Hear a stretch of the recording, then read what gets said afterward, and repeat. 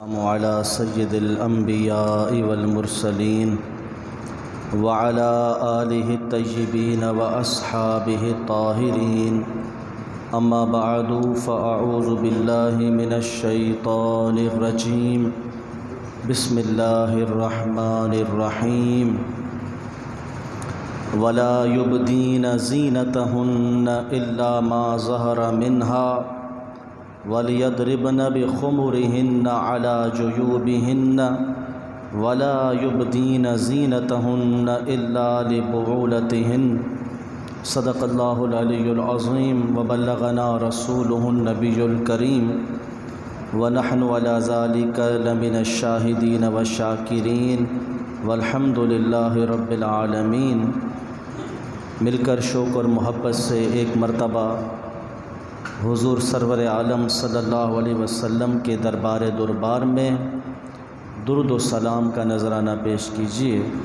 اللہم صلی علی سیدنا و مولانا محمد معدن الجود والکرم وآلہ وبارک وسلم صلاۃ و سلاما علیک یا سیدی یا رسول اللہ۔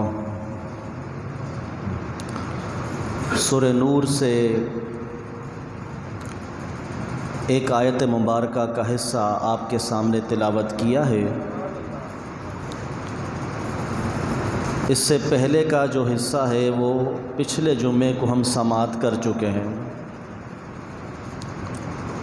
پچھلے جمعے یہ عرض کیا تھا کہ انشاءاللہ اسی آیت کو ہم اگلے جمعے میں مکمل کریں گے۔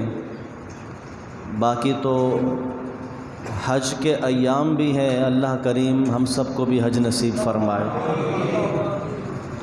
تو انشاءاللہ تعالی مکہ معظمہ کے بارے میں، کعبہ مشرفہ کے بارے میں بھی انشاءاللہ ہم ضرور سماعت کریں گے، اور مدینہ منورہ کا ذکر خیر بھی انشاءاللہ ضرور ہوگا۔ تو آج ہم سورہ نور کی اس آیت کو مکمل کر رہے ہیں جو پچھلے جمعے میں اس کا ایک حصہ باقی تھا۔ اللہ تبارک و تعالیٰ نے ایک ربط قائم کر لیتے ہیں، پچھلے جمعے ہم نے کیا سنا تھا، تاکہ اگلی بات سمجھ میں آ جائے۔ مومن مردوں سے حکم کہ اپنی نگاہوں کو نیچا رکھیں، اپنی شرم گاہوں کی حفاظت کریں۔ پھر مومن عورتوں سے حکم ارشاد فرمایا کہ مومن عورتیں بھی اپنی نگاہوں کو نیچا رکھیں اور اپنی شرم گاہوں کی حفاظت فرمائیں۔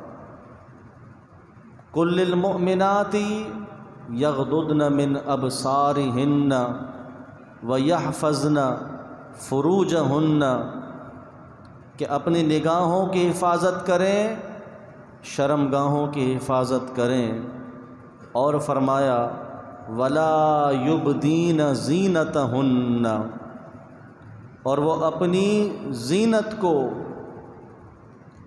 اپنے سجنے سنورنے کے سامان کو ظاہر نہ کریں،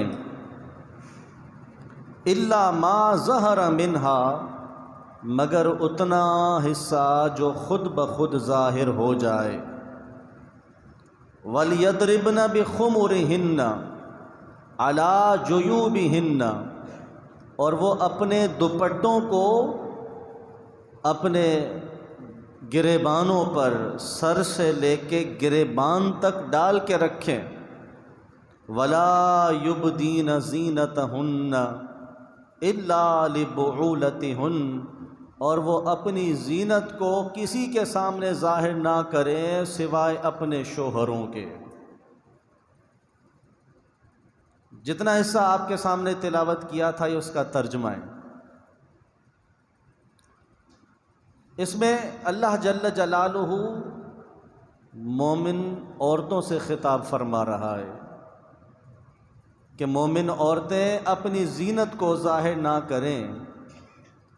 زینت سے مراد سجنے کی چیزیں، زیورات ہیں، سرما ہے۔ مفسرین فرماتے ہیں زینت کی چیزوں کو ظاہر کرنے سے مراد یہ ہے کہ وہ مقامات جہاں زینت کی جاتی ہے اس مقام کو ظاہر نہ کرے، ورنہ زیور، اگر زیور بذات خود زیور ہے تو دکانوں پر سجے ہوتے ہیں، انہیں دیکھنا گناہ نہیں ہے، بلکہ جب وہ کسی مومنہ عورت کے اس جگہ پر آ جاتا ہے، مثلا کانوں میں آ جائے یا اس کی گردن پر سج جائے، تو اب اس کی طرف نگاہ کرنا حرام ہے۔ تو یہاں زینت سے مراد وہ مقامات ہیں جہاں پر زینت کی جاتی ہے، تو فرمایا کہ ان کی طرف نگاہ نہ کرے۔ وہ کون سے مقامات ہیں؟ تو فرمایا کان، کہ یہ مقام زینت ہے۔ معلوم ہوا کہ غیر محرم عورت کے کان کی طرف دیکھنا حرام ہے۔ اس کی کلائیاں اور بازو جہاں پر وہ زیورات پہنتی ہے، اسی طریقے سے پنڈلی کہ جہاں پازیب پہنا جاتا ہے، پازیب پہنی جاتی ہے، اسی طریقے سے فرمایا کہ اس کی گردن اور اس کا سینہ کہ جہاں پر ہار وغیرہ زیورات پہنے جاتے ہیں، اور فرمایا سر، اس کے بال کے سروں میں بھی عورتیں زینت کی چیزیں لگاتی ہیں، تاج پہن لیتی ہیں یا اور چیزیں خوبصورتی کے لیے بالوں میں لگاتی ہیں، تو یہ سب کے سب پردے میں داخل ہیں۔ عورتوں کو حکم ہے کہ ان مقامات کو کسی کے سامنے ظاہر نہ کریں، اگر کرتی ہیں تو حرام کا ارتکاب کرتی ہیں۔ آیت کے آخر میں بتایا گیا کہ یہ ظاہر کرنا ہے تو کس کے سامنے ظاہر کر سکتی ہیں؟ وہ تقریباً 12 افراد ایسے ہیں کہ عورت ان کے سامنے، شوہر کے سامنے تو شوہر سے تو پردہ نہیں ہے، میاں بیوی کا جسم کا کسی بھی حصے کا پردہ نہیں ہے، لیکن اس کے علاوہ 11 افراد ایسے ہیں کہ ان کے سامنے ان مقامات کو ظاہر کر سکتی ہے۔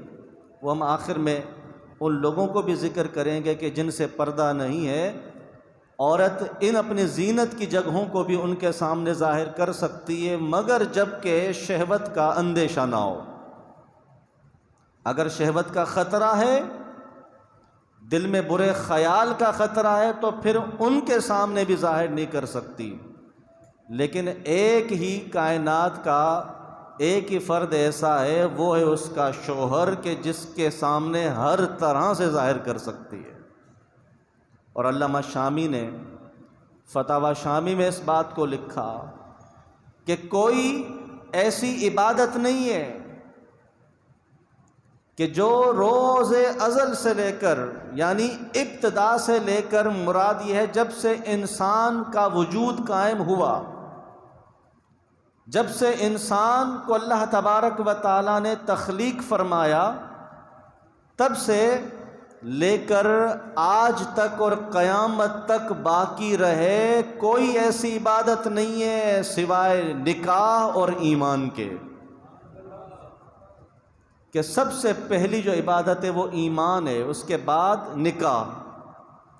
کہ سیدنا آدم علیہ السلام نے اما حوا رضی اللہ تعالی عنہا کو جب اللہ تبارک و تعالی نے پیدا فرمایا تو آپ نے ان سے نکاح فرمایا۔ معلوم ہوا کہ کائنات کا پہلا رشتہ ہی میاں بیوی کا رشتہ ہے،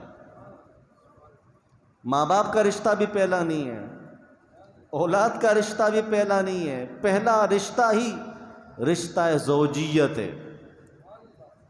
اور آج یہی رشتہ دست و گریباں ہے، آج یہی رشتہ مسائل کا شکار ہے، آج یہی رشتہ پریشانیوں میں ہے۔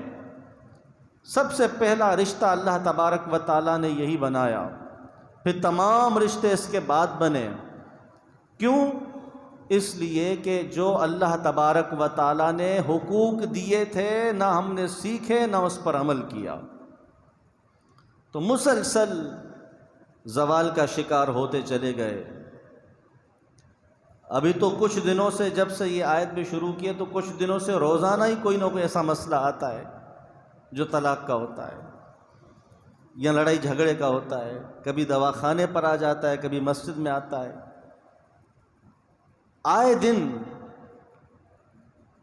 جب اللہ تبارک و تعالیٰ کے احکام کی بجا آوری نہ کی جائے تو اللہ اپنی رحمت سے دور کر دیتا ہے، نتیجہ برکت اڑ جاتی ہے، بے برکتی نازل ہوتی ہے، اور محبتیں ختم ہو جاتی ہیں، نفرتیں جنم لیتی ہیں۔ تو بہرحال فرمایا کہ اپنی زینت کو ظاہر نہ کرے الا ما ظہر منہا، مگر جو خود ہی ظاہر ہو جائیں وہ مقامات۔ پچھلے جمعے بھی عرض کیا تھا کہ چہرہ، دونوں ہاتھ اور دونوں پاؤں، صرف یہ 5 مقام ایسے ہیں جو عورت ظاہر کر سکتی ہے۔ لیکن فی زمانہ فتنے کا زمانہ ہے، اس سے پہلے ہی، ہم سے پہلے کے زمانہ بہت اچھا تھا، علماء نے اس وقت فتویٰ دیا کہ چہرہ اب بھی ظاہر نہیں کر سکتی کیونکہ چہرے کو ظاہر کرنے میں فتنہ ہے، تو صرف ہاتھ اور پاؤں، ہاتھ میں کلائی نہیں آتی اور پاؤں میں پنڈلی نہیں آتی، صرف پاؤں ظاہر کر سکتی ہے کیونکہ اس کو چھپانے میں حرج ہے، مشقت ہے، اور اسلام حرج اور مشقت میں داخل کرنے کے لیے نہیں آیا، اسلام تو عزتوں کا محافظ بن کر آیا ہے۔ بھائی ایک مٹھائی ہو، اگر ایک پلیٹ میں رکھ دی جائے، کسی شے سے اس کو ڈھانپ دیا جائے، اس پر پردہ دے دیا جائے، تو کسی قسم کی مکھی اس پر نہیں بیٹھے گی۔ جو چیز پردے میں رہتی ہے محفوظ رہتی ہے، اور قرآن کو پردے میں رکھتے ہیں، ٹھیک ہے، آپ کی قیمتی چیز ہے اس کو کور میں رکھتے ہیں آپ۔ اللہ تبارک و تعالی اب عورت یہ نہ سمجھے کہ یہ اس کو مشقت میں ڈال دیا گیا، اور اس کا حق یہ ہے کہ یہ مردوں کی طرح بغیر عبائے کے گھومے، جس طرح ان کے سر ننگے ہیں عورت کا بھی سر ننگا ہو۔ آج کل تو آزادی پر یہی سمجھایا جا رہا ہے، لیکن آپ قیمتی چیز کو سنبھال کر کور میں، جزدان میں، غلاف میں رکھتے ہیں۔ اللہ کے نزدیک عورت اتنی قیمتی چیز ہے کہ اللہ نے اسے بھی پردے میں رکھا ہے، کہ یہ عام نہیں ہے کہ اس پر ہر ایک کی گندی نظر پڑے۔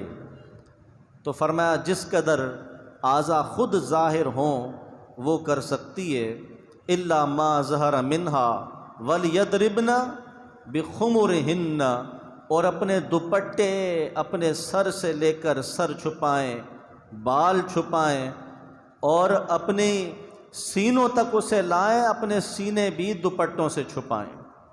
آج ہمارے معاشرے میں دوپٹے کا کیا حال ہو گیا، یا تو دوپٹہ ہے ہی نہیں سرے سے، یا ہے تو ایک رومال کی طرح گردن میں ڈال دیا، بال بھی کھلے ہیں، گردن بھی کھلی ہے، سینہ بھی کھلا ہے، اور بے پردگی ہی بے پردگی ہے، یعنی دوپٹہ بھی فیشن اختیار کر گیا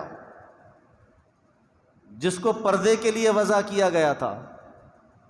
عبایا، برقع بھی فیشن اختیار کر گیا، یہ اس لیے تھا تاکہ لوگوں کی نظر حسن و جمال کی طرف نہ جائے، لیکن برقعے ہی فیشن اختیار کر گئے، اس قدر تنگ اور اس قدر وہ کڑھائی کیے ہوئے، اس قدر منقش نقش و نگار والے، چمکیلے بھڑکیلے، کہ جو آدمی نہ دیکھنا چاہے اس کی بھی نظر جائے۔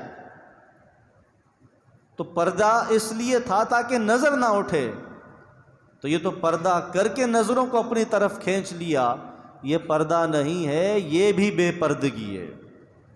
تو چاہیے کہ جو سنت کے مطابق پردہ ہے، ہماری بہنوں کو، ہماری بیٹیوں کو، ہماری عورتوں کو، ہمیں بھی چاہیے کہ انہیں یہ تبلیغ کریں کہ پردے کا جو مفہوم ہے وہ تمہارے پردے پر پورا اترتا ہی نہیں ہے، یہ پردہ ہی نہیں ہے۔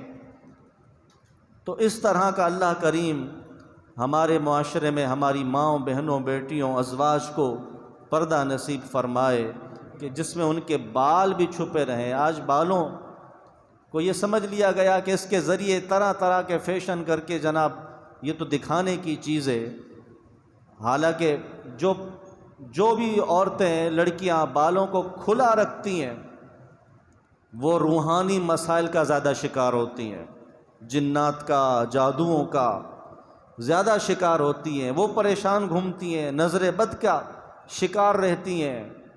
اور جو عورت پردہ کرتی ہے، اللہ تبارک و تعالی نہ صرف انسانوں سے، مردوں سے، جنات اور شیاطین سے اسے محفوظ فرما دیتا ہے کہ یہ باپردہ خاتون ہے۔ شیاطین سے اس کی حفاظت ہوتی ہے، شیطان بھی اس کی طرف نظر نہیں اٹھاتا۔ جب یہ آیت مبارکہ نازل ہوئی، اس میں فرمایا کہ اپنے شوہروں کے لیے صرف زینت کو ظاہر کر سکتی ہیں، اور بھی لوگوں کو گنوایا۔ اللہ تبارک و تعالیٰ نے شوہر کو بیان فرمایا، باپ کا ذکر ہوا، سسر کا ذکر ہوا، بیٹا، اسی طریقے سے شوہر کا بیٹا جو کسی اور بیوی سے ہے، اس کے شوہر کا بیٹا یا اس کا بھائی ہے، بھتیجا ہے، بھانجا ہے، ان میں سے کسی سے پردہ نہیں ہے۔ ان کے سامنے اپنی گردن یا اپنا سینہ ظاہر کرنے سے بچے، لیکن چہرے کا یا بالوں کا جس طرح غیر محارم سے پردہ ہے، ان سے پردہ نہیں ہے۔ ٹھیک ہے، اس میں سسر بھی داخل ہے، بیٹا بھی داخل، بیٹے سے تو نہیں ہے، بھانجا ہے، بھتیجا ہے۔ اسی طریقے سے مسلمان عورتیں، عورت کا آپس میں عورت سے ان چیزوں کو ظاہر کرنے کا پردہ نہیں ہے، لیکن اس کے سامنے ستر نہیں کھول سکتی، شرمگاہ کو ظاہر نہیں کر سکتی۔ اگر عورت کافر ہے تو مسلمان عورت کا کافر اور کافرہ عورت سے پردہ ہے، مسلمان عورت سے نہیں لیکن کافر عورت سے پردہ ہے۔ اسی طریقے سے ہجڑوں سے پردہ ہے۔ بے سمجھ، ایسا بالکل نابالغ بے سمجھ بچہ، قرآن فرماتا ہے جسے عورتوں کے شرم کے مقامات کی آگاہی نہیں، اس چھوٹے نابالغ بچے سے بھی پردہ نہیں ہے، اتنا نہ سمجھ۔ لیکن اگر ذرا سمجھ والا ہوا تو وہ ہمارے گھروں میں آتا جاتا ہے، چھوٹا ہے، 12 سال 15 سال کا ہو گیا لیکن ابھی بھی چھوٹا ہے اور غیر ہے، وہ آتا جاتا رہتا ہے، تو اس سے پردہ ہے۔ اتنا نہ چھوٹا نابالغ بچہ ہو کہ جسے سمجھ بوجھ نہ ہو۔ اسی طریقے سے کچھ نوکر ہوتے ہیں گھروں میں جو آتے جاتے رہتے ہیں، تو فرمایا نوکر بھی وہ جو بے شہوت ہیں، ان سے پردہ نہیں ہے، لیکن جب وہ شہوت کو پہنچ جائے تو پھر نوکروں سے بھی پردہ ہے۔ تو یہ کچھ لوگ ایسے ہیں جن سے پردہ نہیں ہے، وہ میں نے آپ کے سامنے بیان کر دی ہے۔ اس کے علاوہ جتنے بھی مرد ہیں ان کا عورتوں سے پردہ ہے، چاہے وہ ہمارا چچا زاد بھائی ہو، خالہ زاد بھائی ہو، یوں سمجھ لیجئے جس سے نکاح جائز ہے اس سے پردہ ہے، جس سے نکاح جائز ہے اس سے پردہ ہے، اس کے سامنے بے پردگی نہیں کر سکتے۔ جب یہ آیت مبارکہ نازل ہوئی تو قربان جائیے صحابیات کے ایمان پر۔ ہاں، یہاں پر عادت بدلنے میں ہم کہتے ہیں کچھ ٹائم تو لگے گا، ہماری عادات خراب ہو گئی، سالوں سے بے پردگی کر رہے ہیں، کچھ ٹائم تو لگے گا، لیکن قربان جائیے صحابہ کے طریقہ کار پر کہ انہیں کچھ ٹائم نہیں لگتا تھا، بس حکم نازل ہوتا تھا اور اپنی جانوں پر نافذ کر لیا کرتے تھے۔ عادت بدلنے کے لیے دن نہیں چاہیے، ول پاور چاہیے، اور وہ جب کوئی ایمان میں داخل ہو جاتا ہے اللہ تعالیٰ اس کے اندر اتنی پاور داخل فرما دیتا ہے کہ جب چاہے اپنی عادت کو بدل دے۔ اور عادت کو بدلنے کے لیے ضروری ہے کہ آپ جس عادت سے چھٹکارا چاہتے ہیں اسے برا سمجھتے ہوں۔ اگر آپ اس عادت کو برا ہی نہیں سمجھتے کبھی نہیں بدل سکتے۔ آپ نے دیکھا ہوگا لوگ سگریٹ پیتے ہیں اور بڑے فخر سے پی رہے ہوتے ہیں، کوئی رو رو کے پیتا ہے؟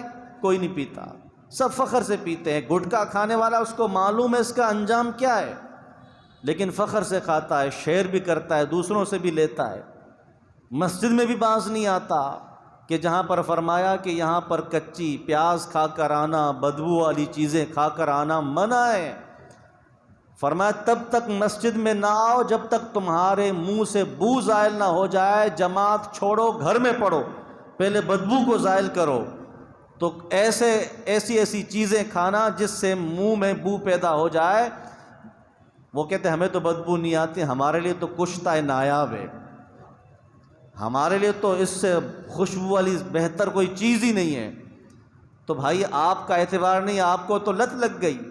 آپ کسی سلیم الطبع آدمی کے برابر منہ کر کے بات کریں، اگر اسے پسند آتی ہے تو پھر خوشبو ہے، اگر اسے بدبو محسوس ہوتی ہے تو پھر بدبو ہے۔ یعنی پیسے دے کر زہر خرید رہے ہیں اور کھا رہے ہیں۔ اب بات کرو ہاں چھوڑنا تو چاہتا ہوں، چھوڑنا نہیں چاہتے۔ عادت چھوڑنے کے لیے ضروری ہے کہ آپ اسے برا سمجھتے ہوں۔ جب بھی آپ کوئی چیز، سگریٹ چھوڑنے کے لیے ضروری ہے کہ آپ اسے برا سمجھتے ہوں۔ جب آپ اس کو برا سمجھتے ہیں تو اللہ نے آپ کے اندر اتنی طاقت رکھی ہے، جب آپ نے لا الہ الا اللہ پڑھا، ایمان میں داخل ہوئے، اللہ نے ایسی طاقت آپ کے اندر رکھ دی، ایسی ول پاور آپ میں موجود ہے کہ آپ ارادہ کریں اور اس بری خصلت سے باہر آ جائیں۔ موجود ہے، ہر مومن کے اندر موجود ہے، لیکن جب وہ ارادہ کر لے کہ میں نے اس برائی سے نکلنا ہے، جب وہ اپنا ارادہ پختہ کر لے۔ دیکھیے صحابہ کرام علیہم الرضوان کا زمانہ، ابتدائے اسلام میں شراب پی جاتی تھی، حلال تھی۔ جب اللہ تبارک و تعالیٰ نے منع کیا، حکم نازل ہوا، مجھے بتائیے یہاں آیت نازل ہوئی، وہاں صحابہ نے شراب چھوڑی نہیں، وہ برتن، وہ مٹکے بھی توڑ دیے جس میں شراب رکھی تھی۔ کتنے دن لگے؟ کوئی ٹائم نہیں لگتا کہ جناب کچھ ٹائم تو لگے گا۔ اللہ نے آپ کے اندر پاور رکھی، اس کو پہچانے، اس کو سمجھے، بس اس خصلت کو برا جانے۔ جس دن آپ نے برا جان لیا، اس دن آپ اس کو چھوڑنے میں کامیاب ہو جائیں گے۔ آپ زنا کو برا جانیں کہ قرآن اسے برا کہہ رہا ہے، آپ شراب کو برا جانیں کہ اللہ تبارک و تعالیٰ اسے برا فرما رہا ہے، آپ رشوت کو، سود کو، بے حیائی کو، بد نگاہی کو، بری نظر کو، برے خیالات کو برا جانیں کہ اللہ اور اللہ کے رسول اسے برا فرما رہے ہیں، ان پر لعنت بھیج رہے ہیں۔ جب آپ نے اسے برا جان لیا اور پکا ارادہ کر لیا کہ اب چھوڑنا ہے، تو آپ کے اندر صلاحیت موجود ہے، وہ ابھر کر سامنے آئے گی اور دن نہیں لگیں گے۔ اس لیے فرماتے ہیں بدلنے کے لیے لمحے چاہیے، گھڑیاں چاہیے، دن نہیں چاہیے۔ وہ ایک جملہ ہوتا ہے جو آپ کی زندگی کو بدل دیتا ہے، ایک کوئی ایسا واقعہ ہوتا ہے جو آپ کی زندگی کو بدل دیتا ہے۔ دن نہیں چاہیے، لمحات چاہیے۔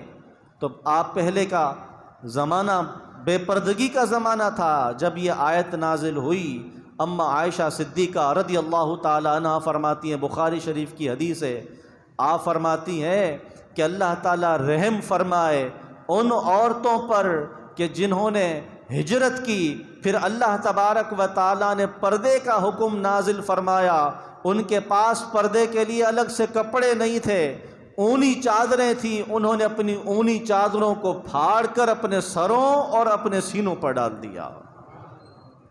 یہاں حکم آیا، وہاں اتنی بھی تاخیر نہیں تھی کہ ہاں کپڑے آئیں گے تو پردہ کریں گی، بلکہ جو موجود تھا اسی کو اپنے اوپر اوڑھ لیا اور پردہ کر لیا۔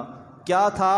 ایمان مضبوط، ایمان اور اللہ تبارک و تعالیٰ پر توکل۔ آج معاذ اللہ ثم معاذ اللہ بے حیائی اس لیے کی جاتی ہے کہ رشتے آ جائیں۔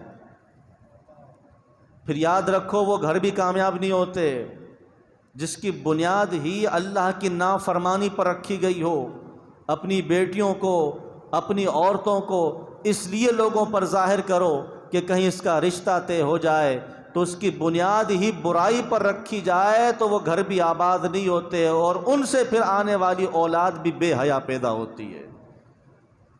اسلام حیا کا درس دیتا ہے۔ اما عائشہ صدیقہ رضی اللہ تعالی عنہا، ہمارا دل پاک ہے، لوگ کہتے ہیں ہمارا دل پاک ہے، پردے کی کیا ضرورت ہے، گھروں میں آتا جاتا رہتا ہے، ہمارا دل پاک ہے، ہمارے دل میں ایسی بات نہیں آتی۔ تو بھائی آپ کا دل صحابہ سے زیادہ پاک ہے، ہاں، کسی عورت کا دل ازواج مطہرات سے زیادہ پاک ہو سکتا ہے؟ وہ تو مومنوں کی ماں ہے، ماں سے پردہ نہیں ہوتا۔ اگر کسی کو رواں تھا، اگر کسی کو بجا تھا، اگر کسی کے لائق تھا کہ پردہ نہ کریں تو حضور کی ازواج ہیں، مومنوں کی مائیں ہیں، لیکن انہوں نے پردہ کیا۔ اما عائشہ صدیقہ، بخاری کی حدیث ہے، رضی اللہ تعالی عنہا، آپ کا دروازہ بجتا ہے، دستک آتی ہے، پوچھتی ہیں کون؟ آواز آتی ہے افلح۔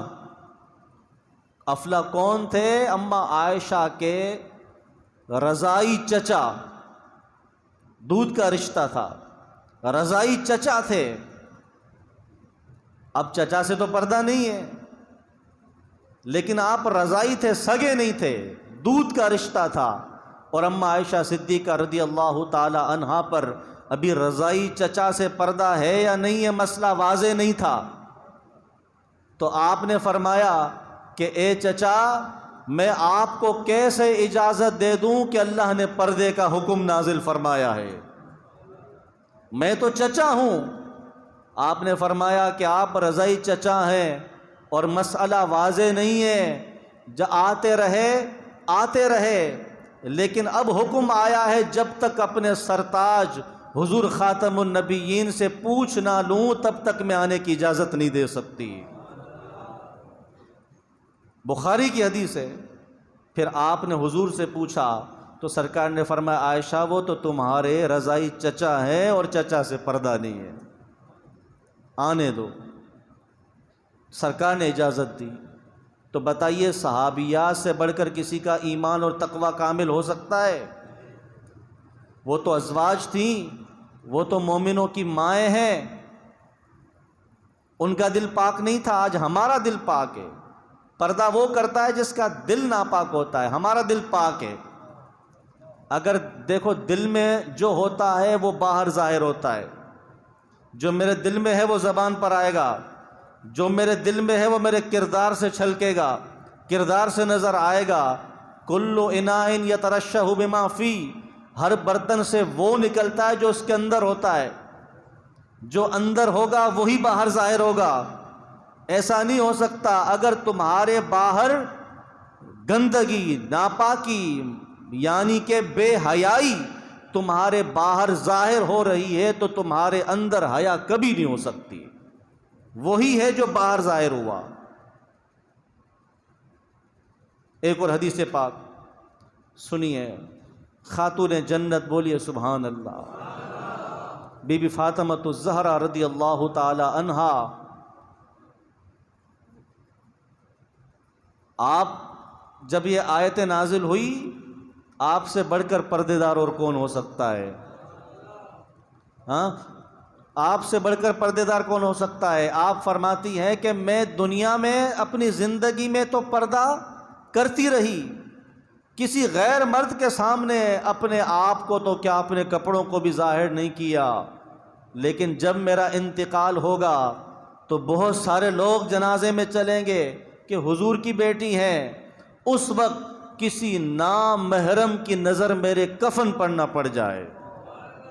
ہاں، اب کفن پر کیا کوئی شہوت سے نگاہ ڈالے گا، لیکن اس کفن پر بھی غیر مرد کی نگاہ قبول نہیں ہے۔ آپ اس معاملے میں پریشان رہتی تھیں تو اسماء بنت امیس رضی اللہ تعالی عنہا ایک دن آپ کے پاس آئیں اور کہنے لگی کہ میں حبشہ والوں کا طریقہ جانتی ہوں دفن کرنے کا۔ وہ اپنی عورتوں کو لے کر جاتے اس طرح کہ کھجوروں کی ایک چٹائی بناتے ہیں، ایک چارپائی بناتے ہیں، یعنی کھجور کی لکڑی کو چارپائی کے اوپر اس طرح لگا دیتے کمان کی طرح، پھر اس کے اوپر کھجور کے پتے ڈال دیتے ہیں، پھر اس کے اوپر کفن ڈالتے ہیں، ایک کپڑا ڈالتے ہیں، کفن نہیں ایک اور کپڑا ڈالتے ہیں، اس چارپائی کے اندر اپنی عورتوں کو رکھ کر قبر میں اتارا کرتے ہیں، جو کسی غیر محرم کی نظر نہیں پڑتی۔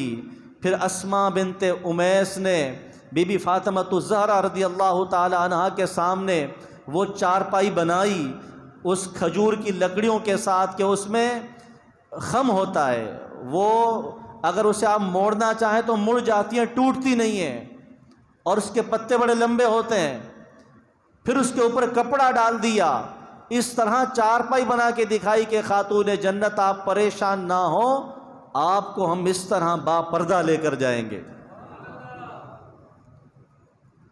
تو حدیث میں آتا ہے، ابو داؤد کی حدیث ہے، اس معاملے کو دیکھ کر، اس چارپائی کو دیکھ کر بی بی فاطمہ الزہرا رضی اللہ تعالی عنہ کے مبارک لبوں پر مسکراہٹ تھی، اور یہ مسکراہٹ سن کے حیران ہوں گے آپ کہ سرکار صلی اللہ تعالی علیہ وسلم کا جب وصال ہوا اس کے بعد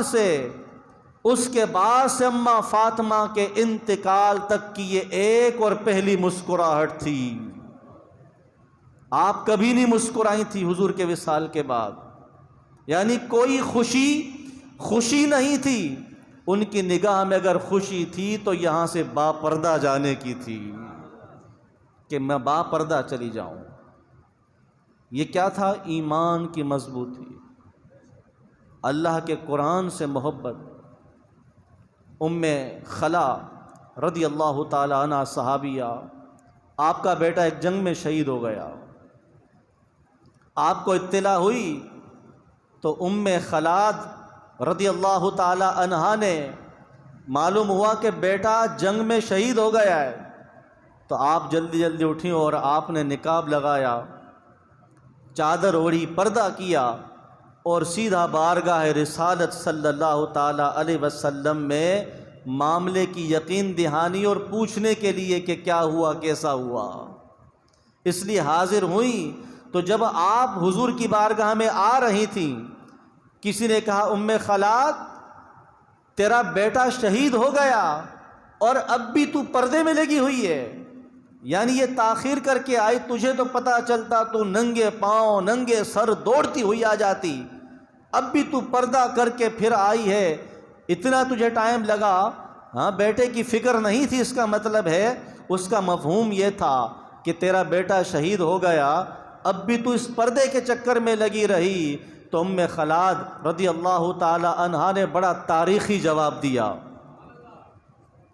ایسا جواب جو لکھنے جیسا، سنبھالنے جیسا، دلوں میں سجانے جیسا۔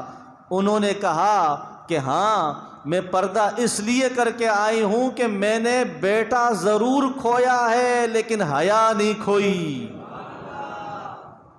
میرا بیٹا فوت ہوا ہے، حیا فوت نہیں ہوئی، حیا اب بھی ہمارے دلوں کے اندر، ہمارے جسموں کے اندر داخل ہے کہ سرکار صلی اللہ تعالی علیہ وسلم نے اسے داخل فرما دیا ہے، حیا نہیں کھوئی۔ تو ایسے حالات میں بھی صحابیات علیہم الرضوان انہوں نے حیا نہیں کھوئی۔ اگلی آیت میں، اسی آیت میں اللہ تعالیٰ فرماتا ہے وَلَا يَضْرِبْنَ بِأَرْجُلِهِنَّ، اپنے پاؤں کو بھی ظاہر نہ کریں، پاؤں کو زور سے زمین پر نہ ماریں کہ پازیب کی آواز پیدا ہو۔ وہ آواز سرکار صلی اللہ علیہ وسلم نے فرمایا کہ اللہ تعالیٰ اس قوم، او کما قال علیہ السلام، حدیث پاک کا مفہوم کہ اس قوم پر اس قوم کی اللہ دعا قبول نہیں فرماتا جس قوم کی عورتوں کی پازیب کی آواز آتی ہو، جس قوم کی عورتوں کی پازیب کی آواز آتی ہو، اس کی دعائیں قبول نہیں ہوتی۔ آج بتائیے کس کی دعا قبول ہے؟ اور بھی اسباب ہیں، صرف عورتوں پہ نہ ڈال دیا جائے، اور بھی اسباب ہیں۔ بہت بڑا سبب دعا کے قبول نہ ہونے کا لقمہ ہے، اکل حلال، حرام کا لقمہ ہوگا دعا قبول نہیں ہوگی۔ اور بھی اسباب ہے، لیکن ایک سبب یہ بھی ہے۔ تو بتائیے جس زیور کی آواز عورت پہ لگے، زیور کی آواز ظاہر ہو، رب کو یہ ناپسند ہے، تو عورت کا جسم ظاہر ہو یہ کتنا ناپسند ہوگا۔ تو پردے کا حکم ہم مردوں کو بھی ہے، عورتوں کو بھی ہے۔ اس سے پچھلے بیان میں ہم نے مردوں سے متعلق سنا تھا، یہ عورتوں سے متعلق کچھ مسائل بیان کر دیے گئے۔ اللہ کریم ہم سب کو شرعی پردہ نصیب فرمائے، حیا عطا فرمائے۔ اللہ کریم ہم سب کے ظاہر اور باطن کو ویسا فرما دے جیسا وہ پسند فرماتا ہے۔ وما علینا الا البلاغ المبین۔ آخر میں ایک اعلان ہے مسجد انتظامیہ کی طرف سے، کافی